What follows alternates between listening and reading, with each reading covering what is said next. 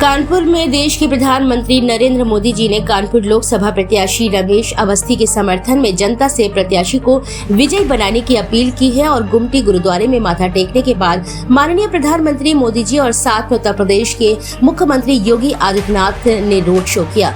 लोगों की भीड़ ने मोदी के ऊपर फूलों की वर्षा की। मोदी के रोड शो में अपार जन समर्थन देखने को मिला। रमेश अवस्थी ने माननीय प्रधानमंत्री और मुख्यमंत्री का आभार व्यक्त किया है। बीजेपी प्रत्याशी ने कहा कि देश के यशस्वी प्रधानमंत्री ने हमारे लिए अपना अमूल्य समय दिया, उसके लिए उनका धन्यवाद। आपको बताते चले कि गुरुद्वारे को इतने भव्य तरह से सजाया गया था कि लोगों की भीड़ ने भी गुरुद्वारे में माथा टेका। गुरुद्वारे के अजीत सिंह छाबड़ा भारतीय जनता पार्टी बुंदेलखंड अल्पसंख्यक मोर्चा के क्षेत्रीय उपाध्यक्ष ने बताया कि प्रधानमंत्री ने आज सिख समाज का लाज बढ़ाया है कि जो उन्होंने गुरुद्वारे में माथा टेक कर दर्शन किया। छाबड़ा ने बताया कि उत्तर प्रदेश में 80 से 80 सीट भारतीय जनता पार्टी के पक्ष में होंगी।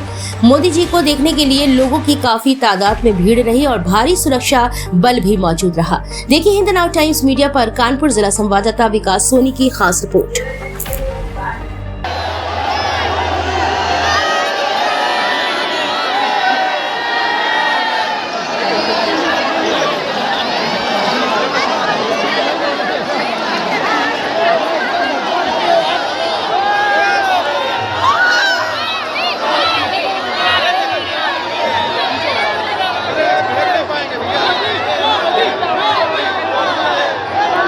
रोड शो था और उन्होंने अपनी वोट मांगा। कैसा कहना चाहते, किस तरीके से आप बीजेपी में और ताकत महसूस की जा रही है? देखिए, माननीय प्रधानमंत्री जहाँ जाते हैं वहाँ समझ लो चुनाव एक तरफा हो जाता है, एक बड़ी बढ़ोतरी हो जाती है और एक ऐतिहासिक जीत होने जा रही है। आप देख रहे हैं जिस तरीके से आज कानपुर का जनमानस उनको देखने के लिए उमड़ा। मैं माननीय प्रधानमंत्री का बहुत बहुत धन्यवाद देना चाहता हूँ कि उन्होंने कानपुर की भावनाओं को समझते हुए यहाँ के लिए रोड शो दिया और कानपुर की जनता ने पहली बार माननीय प्रधानमंत्री जी को इतने करीब से देखा। और यही कारण है कि जैसे ही पता चला कि माननीय प्रधानमंत्री शो करने वाले हैं, कानपुर की जनता एकदम चारों तरफ से उमड़ पड़ी। मतलब आप ये मान लीजिए गुमटी नंबर 5 ऐसा लगता था कानपुर का हर रास्ता गुमटी नंबर 5 पे आकर ख़त्म हो रहा था। इतनी भीड़ थी। उसके बाद चकेरी से लेकर और लगातार यहाँ गुमटी तक हजारों का करता करीब 100 कदम पे पूरी भीड़ के साथ स्वागत कर रहे थे। इसलिए आने में थोड़ा उन्हें विलम्ब भी है। और माननीय प्रधानमंत्री जी का जैसा कि आप स्वभाव जानते हैं, उनका अगर कोई स्वागत कर रहा है तो किसी की जनभावनाएं पूरा ध्यान रखते हैं। उन्होंने हाथ हिलाकर सबका अभिवादन किया, पूरा चकेरी से लेकर यहाँ तक। और इसके बाद जब माननीय प्रधानमंत्री ये मुख्य जो रोड शो था उसमें जा रहे थे, उन्होंने बाकायदा अपने दोनों हाथ हिलाकर कानपुर जनता का अभिवादन किया और उन्होंने धन्यवाद दिया। तो बहुत ऐतिहासिक रोड शो था।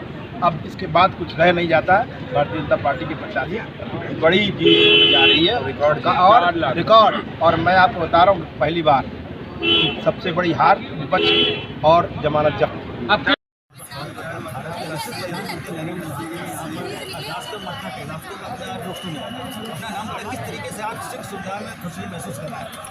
मैं अजीत सिंह छाबड़ा, क्षेत्रीय अध्यक्ष भारतीय जनता पार्टी कानपुर बुंदेलखंड खेत अल्पसंख्यक मोर्चा। 40 सालों से भारतीय जनता पार्टी से जुड़ा हुआ हूँ।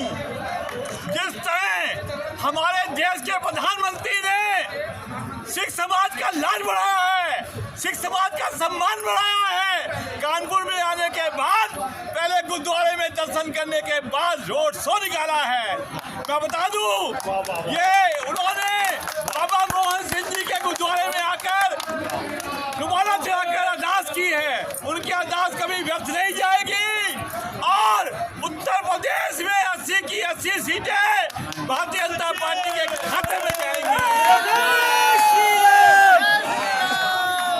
भारतीय जनता पार्टी 80 सीटें लाती है। जी, इसका इतिहास क्या गुरुद्वारे का?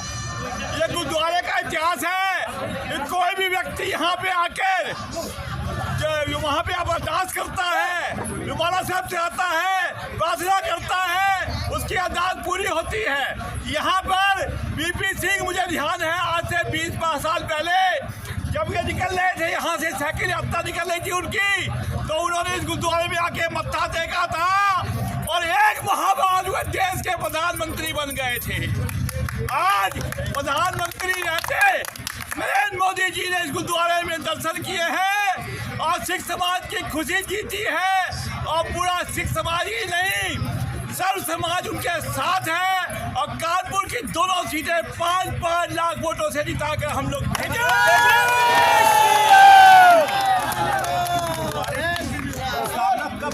इस गुरुद्वारे के स्थान की स्थापना पाकिस्तान बनने के बाद या हिंदुस्तान में आज़ादी के बाद यहाँ पे 1947 में संत बाबा सुंदर सिंह जी महाराज जो गुरु नानक देव जी के 13वीं अंश से उनके शिष्य बाबा मोहन सिंह जी ने कानपुर में कई शिक्षण स्थान बनाए और इस गुरुद्वारे पे 1947 में इस गुरुद्वारे का बाबा कीर्तनगढ़ के नाम से इस गुरुद्वारे का लोकार्पण किया था।